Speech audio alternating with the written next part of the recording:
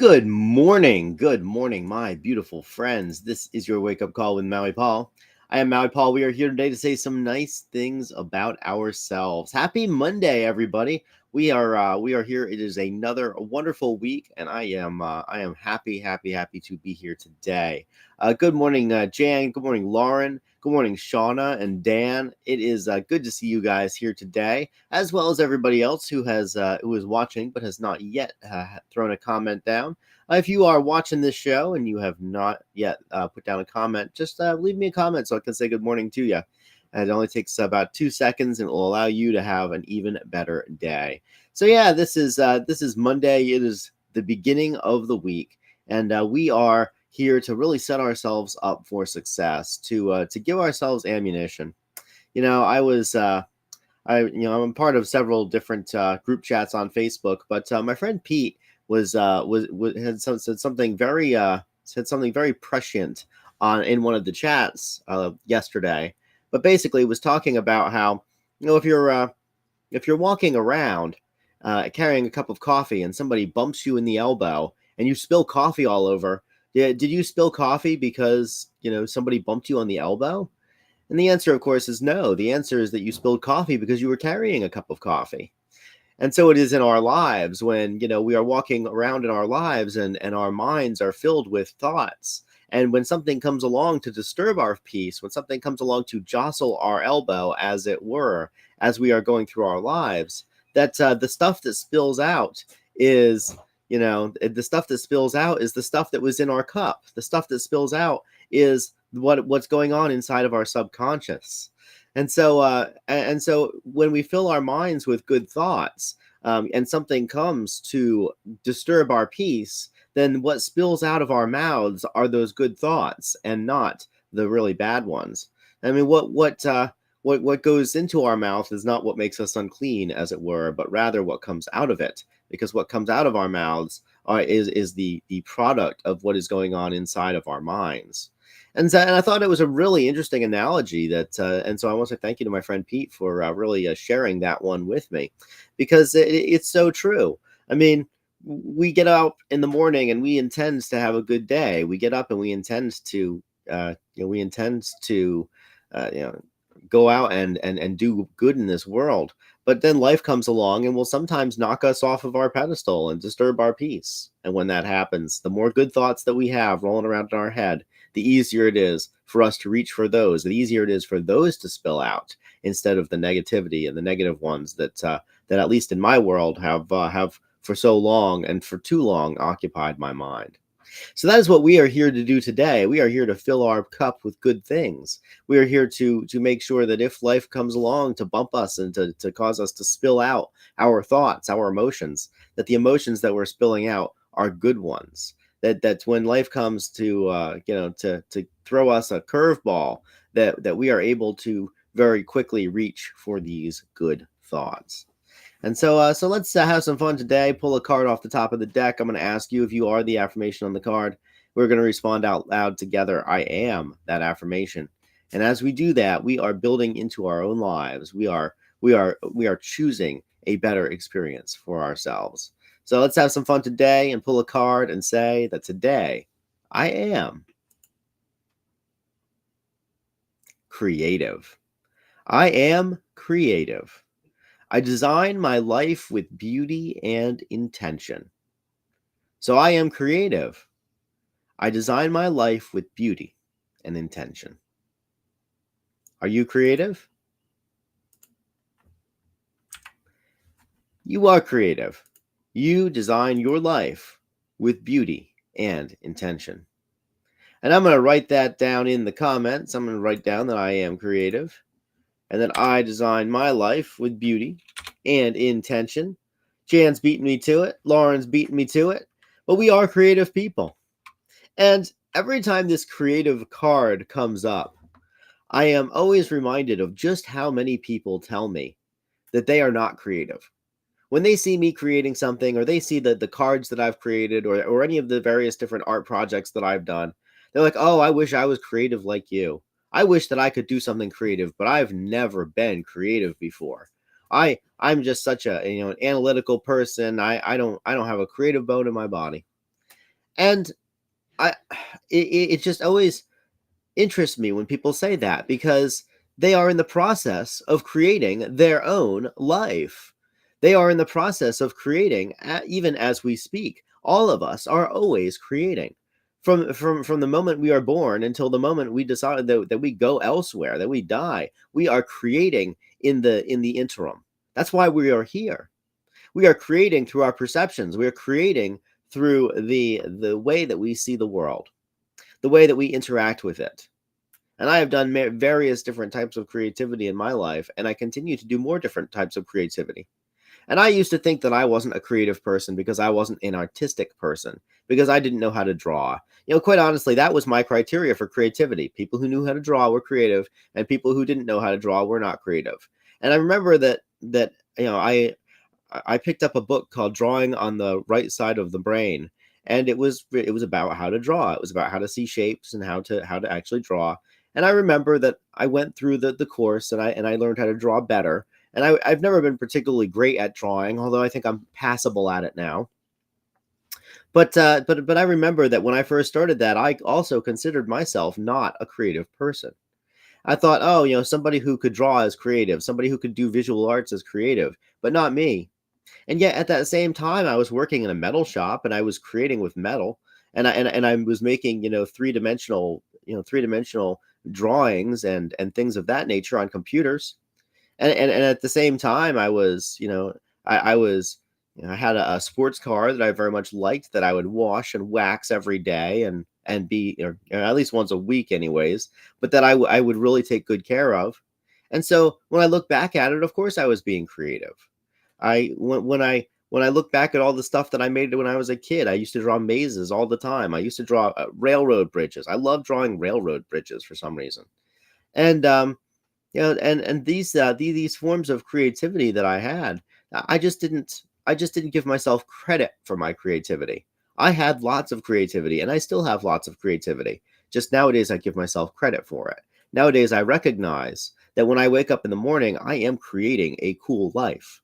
When I get up in the morning, I'm going to make all kinds of decisions throughout the course of the day that are going to launch me in the direction that I'm interested in going. And so I am creative. I realized later that creativity is about having an intentionally designed life. It is about intentionally doing something. Whenever it is that we are intentionally creating something, intentionally putting some beauty somewhere where there wasn't beauty, or somewhere where perhaps beauty would be unexpected, then we are creative. I remember that when I was quite a bit younger, when I mean, even before I was an adult, before I'd even reached the age of majority, I was working for my dad, and my dad had a tool and die shop, and my dad was just an absolute artist with metal. Always was, always creating something cool. He's created lots and lots of neat things. And I remember that we were designing basically designing a mold in order to mold some rubber part. And I remember very distinctly that I was deciding where the cavities were going to go in this mold. And that so when you design a mold that makes more than one part at a time, the hollow part inside the mold is called the cavity. And so I was deciding where these cavities would go, and I remember very intentionally, putting them into a certain pattern that I liked and that would work for the way that the mold was designed. And I mean, I remember doing this even as a kid. And I never gave myself for being creative at the time, but it turned out to be a very nice looking mold, and I was proud of it. And even though it wasn't something where I was drawing, something where it would necessarily be viewed as art per se, I still created that. I still designed that with intention. I still designed that with an eye toward the aesthetic. And so we are creative people. We are consistently creating. We are creating things around us. We are putting two things together to make a third thing. We are creating the experience that we have through the way that we perceive it, through the ideas that we have as we go through life about what is around us. We are creating as we make anything, really. We are creating. Ever made a sandwich? You're creative. Ever put any intention into anything? You're creative. And you are a creative person. Everybody that I see around me is creating something. And the challenge as we are adults is to make sure that the things that we're creating are good things. That the things that we're creating are things that we actually desire to see created. Otherwise, it's miscreation, and we are miscreants for miscreating things. And it's just as easy to create things that we don't want as it is to create things that we do. How often have you had a thought that was not empowering to you? How often have you had a thought where you were doing something and then all of a sudden this little internal narrative comes in that says, "Who do you think you are for doing that?" Believe me when I say that when we allow these thoughts to continue to exist in our heads, that we are miscreating, that we are creating something that is disempowering for us, that we are creating a mental state inside of ourselves that is a that is basically miscreative. So we are creative today. We design our lives with beauty and intention. And as we go through life today, let's be well aware that we have the ability to create something beautiful, but that we also have to have the ability to create a pile of shit for ourselves. And so let's create something beautiful instead. Let's create something amazing and empowering. Let's live our dreams because nobody else is going to live them for us. Let's make sure that as we go through our life today, from the moment that we wake up to the moment that we go to bed, let's make sure that we are intentionally designing our lives. Let's make sure that we are intentionally choosing the thoughts that we foster. We can't always choose the first thought that we have. And I know that this is true because oftentimes that the first thought that I'll have will be a horrible one. I'll come into some situation and whatever my first knee-jerk reaction will be something judgmental or something just awful, some thought that I would never vocalize, because even my second thought is always, why on earth did I think that? And it's that second thought that's the truth. It's not that first one. We don't have to believe everything that we think. And so as we go through our lives today, let's just realize that we are inherently creative individuals. I believe that I am the product of an infinite creative force, and that creativity is my birthright, and that this reality that I find myself in, this world that I find myself in between birth and death, is a world in which I have incredible latitude to create whatever I choose. And that after I die, that the creation that I have perpetuated during my lifetime is something that I will be held accountable for. And so this is my personal spiritual beliefs. But these personal spiritual beliefs lead me to creating excellent things. They lead me to creating beautiful things. They lead me to creating love, which is the only thing that I believe is truly eternal. So we are creative people, and we design our lives with beauty and intention. So what I'd like to know is, like, what's the coolest thing that you've ever created? What's something that you've created that you are very proud of? That's what I'd like to know in the comments today. Is what is something that you have created that you are proud of creating? So I guess my the most recent thing that I've created that I'm very proud of creating is a system which currently helps realtors apply best practice to their businesses and allows them to essentially just sort of run their lead generation on autopilot. It's a cool thing that I've created. When I was a kid, I used to create mazes, and mazes are just like, confusing jumbles of paths, but you can always find your way through to the other side.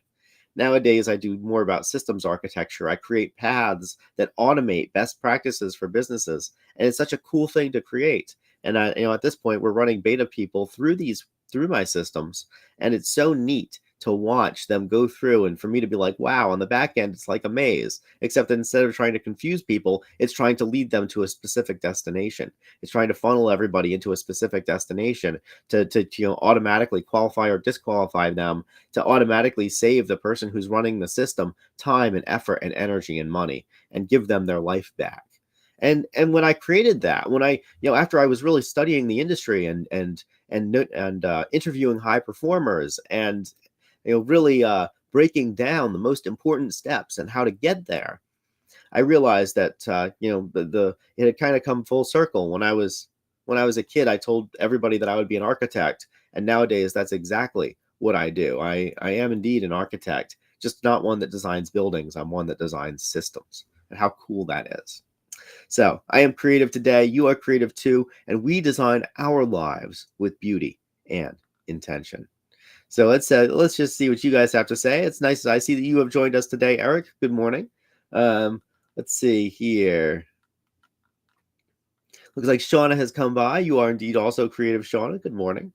Armando has come by, and so has Steven. It's wonderful to see you guys here today. Wonderful to see you guys both over the weekend. It's just so nice to hang out with my cool friends, and great to see you guys.